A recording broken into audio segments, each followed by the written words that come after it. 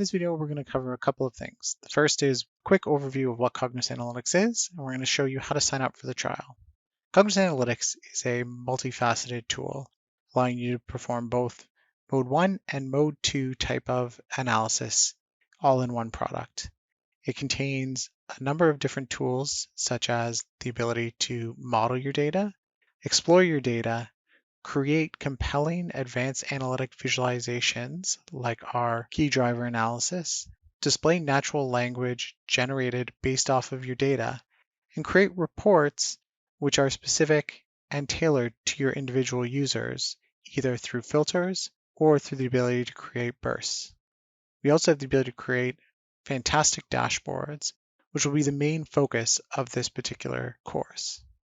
Now, to sign up for the trial, we're going to go to the ibm.biz/try_cognos. If you already have an account, you can log in here and you'll simply have to fill out part of this form. If you don't, then we'll go ahead, fill out this form quickly, and the key one to take note of is to select a data center which is close to you in your particular geography. Now the system is being spun up for us, and we can go ahead and actually launch this directly from this workflow. Now that you're in, you can go ahead and either manage your subscription through this button, or alternatively, you can always re-access the system through this URL. In the next video, we'll take you through a little bit around how to navigate and use Cognos and its dashboard capabilities.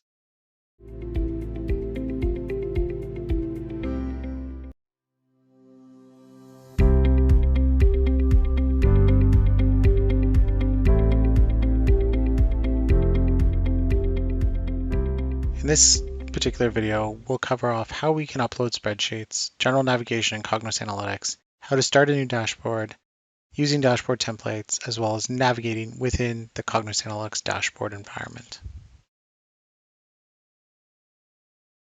There are two main navigation areas for Cognos Analytics, along the left-hand side as well as along the top. These will change and update based on the area you're in the product.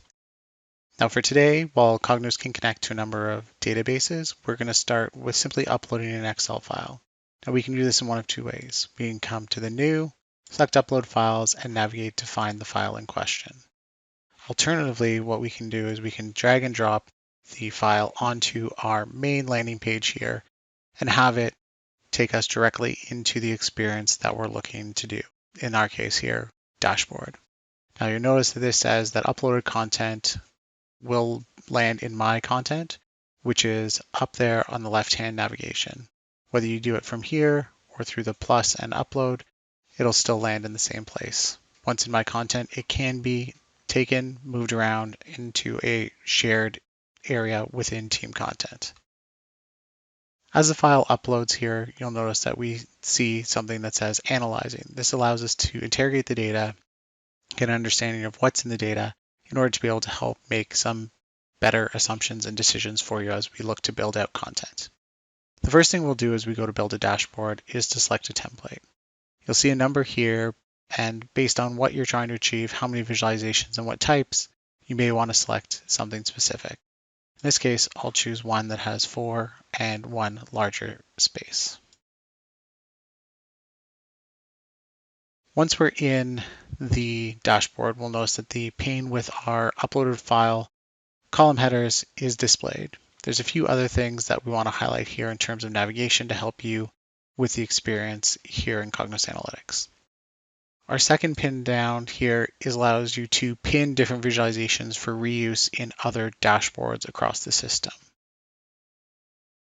We'll come back to our assistant in a future video. This allows you to ask questions in natural language and have the system tell you a little bit about your data as well as provide some visualizations. The next system here is our view of all the different visualizations we support in the dashboard, as well as the ability to upload your own custom visualization should we not have one that meets your needs. The final one here is our additional widgets, whether that's text, images, video, hyperlinks, or any of these shapes that are viewed here. In the next video, we'll dive a little bit deeper into how specifically to create dashboards.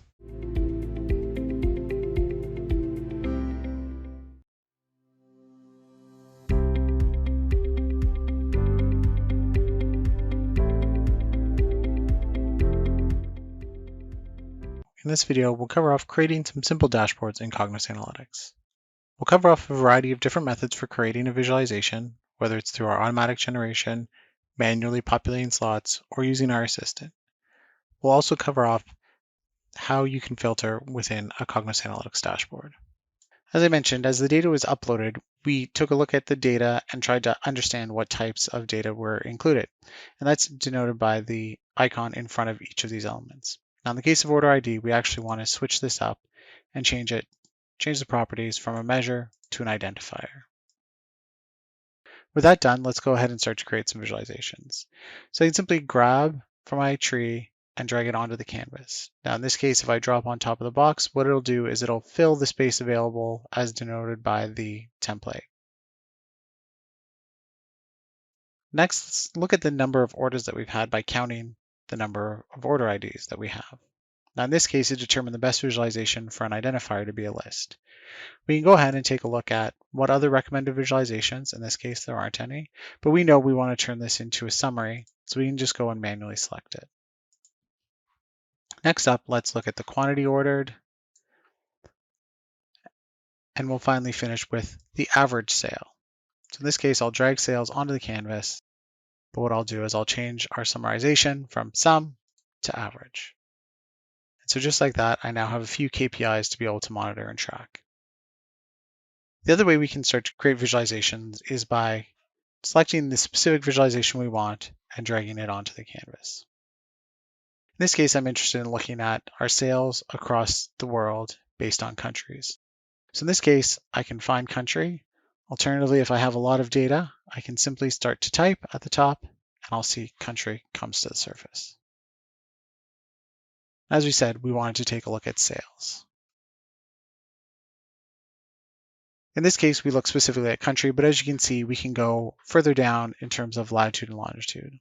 Now with this, I can manually drag and drop to make this as big or as small as I want, and you'll see that we show percentages of how much real estate it's actually taking up. Of course, each of our visualizations has a number of properties. We won't get into those in too much detail, but if there's something that you're looking to do, take a look in the properties and it's likely there. The final way that we'll show creating visualizations is through our assistant. Now in this case, I may have an idea of what I want to look at, or I may not. If I don't, I can simply ask it to suggest questions. This will offer up some insight that I may not have been thinking about. In this case, we'll keep it simple. We'll just look at which product line has the top sales. With a click, I'm now presented with the visualization as well as alternatives based on that particular visualization. If I'm happy with a view, I can simply drag and drop this onto my canvas, and it now becomes a visualization alongside the others. I can continue to resize this. Now, all of our dashboards are designed and meant to be interactive. So in this case, if I were interested in seeing the rest of my dashboard through the specific lens of classic cars, I can click on classic cars and you'll see that all my visualizations are now updating specifically with the filter of classic cars. Now this is one way that I can do it, and I can do it multiple clicks, or alternatively, I can take a particular field and drop it in. If I were perhaps interested in a particular status, I could drag this into the All tabs, or if I just wanted to be specific to this tab, in here. Now with this, I'll be able to choose one or many. In this case, maybe we want to take a look at how much we have in the on hold status. So with that, you'll see again, all of these have been updated to reflect simply the on hold. So it looks like from a worldwide view, we only have holds in a couple of countries, which is positive. In the next video, we'll delve deeper into a few of the more advanced capabilities of the dashboard.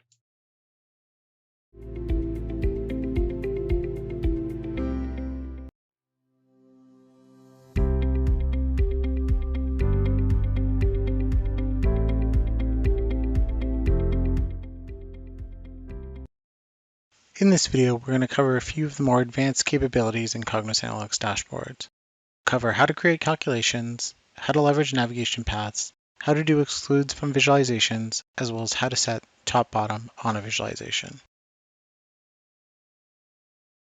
Much like Excel, our dashboard can create calculations. We list out a number of different options here that you can take a look at, or alternatively, you can simply start typing and we'll offer up suggestions. Now in this case, we're interested in looking at our MSRP minus the price that we sell each unit for to give us a margin calculation. Now this calculation is treated exactly the same as any of our other fields that we have in here. So in this case, let's select our margin and we'll look at product line and bring that in. Now in this case, we can see that trains is not doing very well. It's actually a negative margin for us. Now we may want to drill into this a little bit more. So we can create what we call navigation paths. In this case, I can choose any field from my data to be able to drill up and down on. In this case, we want to start with product line, and perhaps we want to see customers, and ultimately if there are specific orders. Now I can right-click on trains, and I can start to drill down. In this case, I can see that we have a few offenders who are in the negatives when we look at this particular field. So if we go ahead and look at something like mini gifts, again, we can drill down a little bit further to see that while they have one which is positive, their other ones are in the negatives. Let's take another look at something a little bit different. So if we were to look at sales by status and by product line.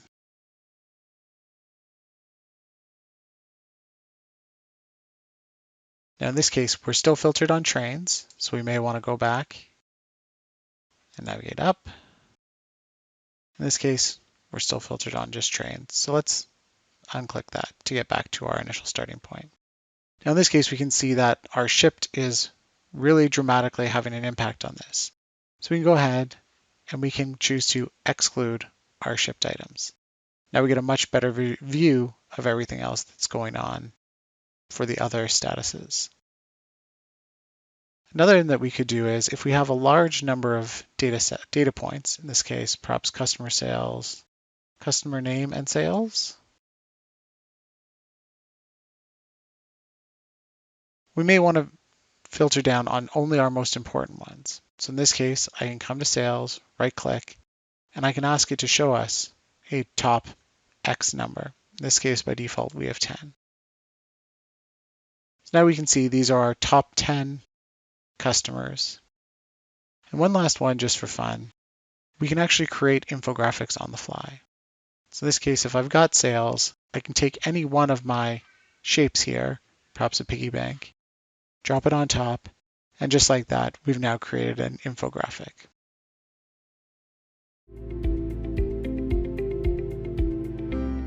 Thank you for watching our video.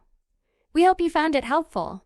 If you enjoyed this video, please hit the like button below and subscribe to our channel for more videos like this.